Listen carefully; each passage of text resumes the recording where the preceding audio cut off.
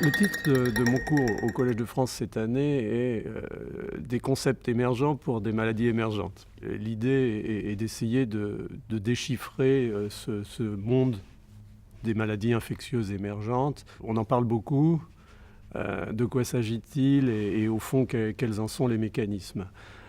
Il est certain qu'on est, depuis des décades, dans une période probablement d'accélération, d'augmentation de fréquence des maladies infectieuses. On en cite probablement 300 dans les 60 ou 70 dernières années. Est-ce que c'est plus qu'avant? Est-ce que c'est comme avant? Il est très probable qu'on a beaucoup plus d'émergence, effectivement, et on essaiera justement, à l'occasion de ces cours, d'en comprendre mieux les mécanismes.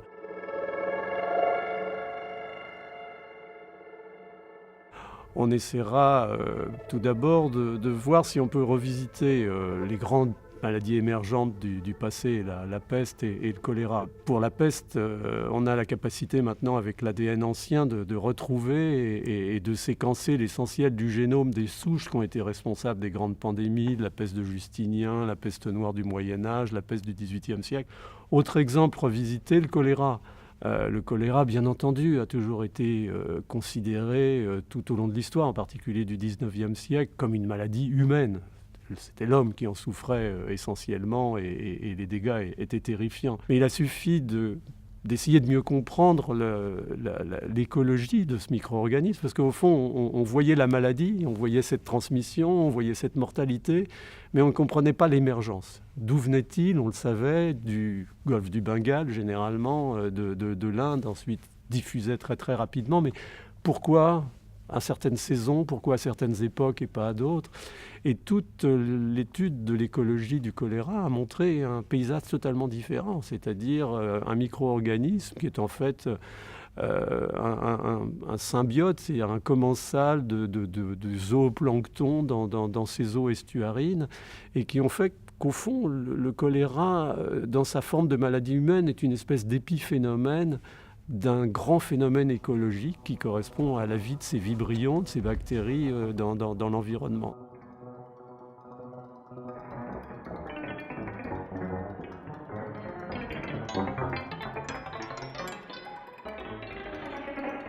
On verra ensuite, bien entendu, toute la partie microbiologique, c'est-à-dire qu'est-ce que c'est au fond que cette adaptabilité des microbes, des bactéries, des virus, cette capacité de résister aux défis qu'on leur impose, aux antibiotiques, à l'immunité, aux changements environnementaux.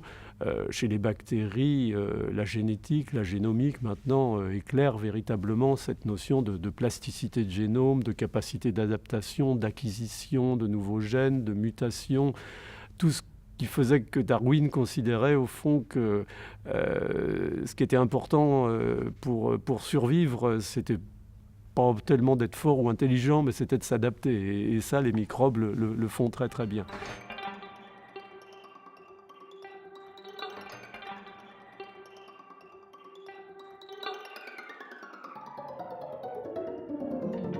Plus de 60% des infections émergentes sont ce qu'on appelle des zoonoses, c'est-à-dire naissent dans le monde animal et se transmettent éventuellement secondairement à l'homme. Et beaucoup de ces émergences donc naissent de situations créées par exemple par des événements de nature agricole. L'émergence du virus Nipah par exemple en Malaisie il y a une quinzaine ou une vingtaine d'années est née de l'élevage intensif du porc, associé à la déforestation, à la culture d'arbres fruitiers de façon à nourrir les porcs.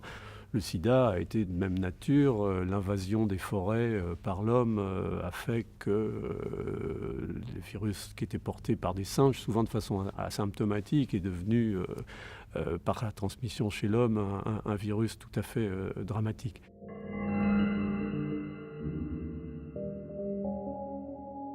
On peut tout de même de plus en plus suivre les événements et, par exemple, la migration des populations vectorielles, comme des moustiques, ou de vecteurs comme les tiques, est un élément qui permet d'anticiper la survenue d'un certain nombre d'infections virales, ce qu'on appelle les arboviroses, par exemple. les changements climatiques, la mousson dans le golfe du Bengale permet d'anticiper la réémergence du choléra. Il y a quand même des éléments maintenant d'anticipation, de modélisation, des étapes précoces des épidémies, de décisions à prendre. Tout ça est très multidisciplinaire. On voit de plus en plus se mélanger dans ces approches la biologie, l'anthropologie, les mathématiques, la probabilistique, l'observation satellitaire.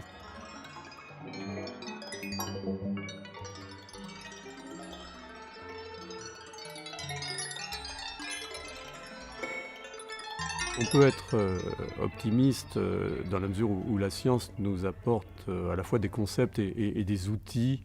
N'en reste pas moins que quand on considère les facteurs de cette émergence dont on a parlé, des facteurs comme les comportements humains, comme les modifications écologiques et climatiques, on s'aperçoit que les conditions de l'émergence demeurent. Et cela s'étend par exemple à la problématique de l'extension de la résistance des bactéries aux antibiotiques, par exemple.